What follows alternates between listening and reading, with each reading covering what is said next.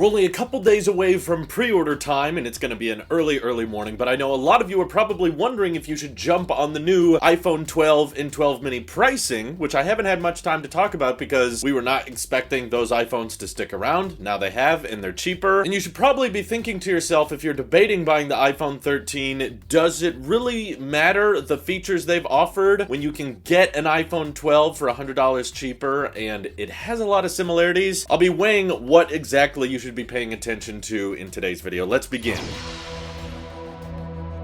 So true, Apple made some changes with the iPhone 13, but it's probably worth also listing all of the similarities. You've had a lot of different channels listing to you all the different things. Let me bring up a few things that haven't changed. For one, same 4 gigs of RAM, which has been confirmed through Xcode, no changes in RAM, and also the A15 chip. Apple is basically just listing it as being faster than the competition, but they did not directly compare it to the A14 chip, and my guess is because same amount of high performance cores, same amount of efficiency cores, pretty much same amount of GPU cores. I don't think the A15 chip is going to be substantially faster than the A14. Still same Face ID, no changes to the true depth camera system, other than of course the iPhone 13 got cinematic mode. But keep in mind, if you're interested in cinematic mode, it is still technically limited to 1080 at 30, which is kind of sucky for people trying to film stuff for cinema grade things. And of course, there were quite a bit of upgrades when it came to the camera, but most of them have to do with pretty tech spec related things that I don't think you're going to notice on the regular. For one, the iPhone 12 still has the same ultra wide, same aperture, and the same sensors as the iPhone 13. The only difference is the 13 got sensor shift image stabilization, but only on the regular lens. iPhone 13 gained Smart HDR4, which might be a tad better, but still I think the camera is astoundingly good on the iPhone 12. Dynamic range is fantastic, the 4K at 60 recording is wonderful, and when we did comparisons between the 12 Pro Max and the 12 Pro last year, we did not see massive differences between optical image stabilization and sensor shift image stabilization. It was like slightly there in side-by-side comparisons, but other than that, not super noticeable. And the battery life on the iPhone 12 was pretty good. It was not astounding, and with the 13, you'll be getting 2.5 hours longer of battery. But just keep in mind, iPhone 12 was the best-selling model last year, and a lot of people were perfectly happy with its battery performance. So that alongside the slightly smaller notch, which is actually a tad taller now, so true depth camera system is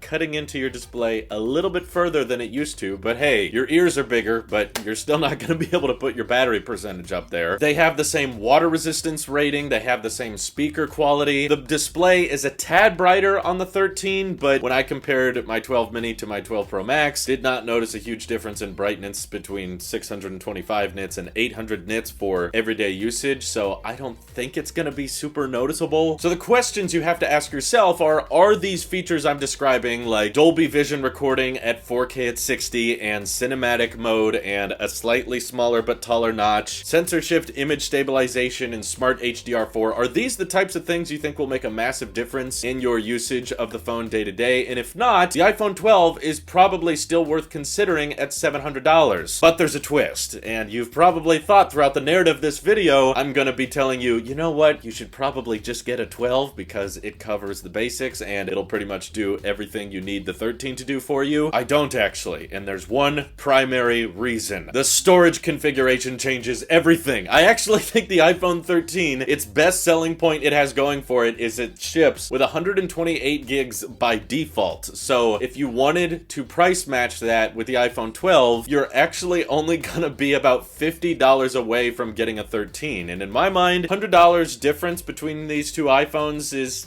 somewhat noticeable. You know, that's money that could go towards a case or a pair of AirPods or something like that. You know, it's $100. You wouldn't walk by that if you saw it laying on the street, but $50? Yeah, you should probably still pick that up off the street. All I'm saying is, if you're only saving $50 by going with the 12 and you really cared about having 128 gigs of storage, then at that point, just go future-proof yourself a little bit and get the 13 on Friday. The only people I think who should should really be getting the iPhone 12 in this case are the people that are perfectly comfortable with 64 gigs. They know for a fact they can live with that. But if you've ever had local storage problems with a 64 gig iPhone, in this case, in my opinion, there's basically no reason to go with an iPhone 12 over the iPhone 13. Even though Apple discounted the price and it has so many similarities, get yourself an iPhone with a longer battery life, because the smart HDR stuff and cinematic mode and Dolby Vision recording, that's not things that everyday consumers or everyday people are really going to utilize that regularly. But storage is going to impact your iPhone in the long term, as is battery life. So that's why the main takeaway from this video should be iPhone 13, yeah, decent, worth it. I don't think iPhone 12 should stick around unless you absolutely know for a fact you can live with 64 gigs. However, 12 mini versus 13 mini,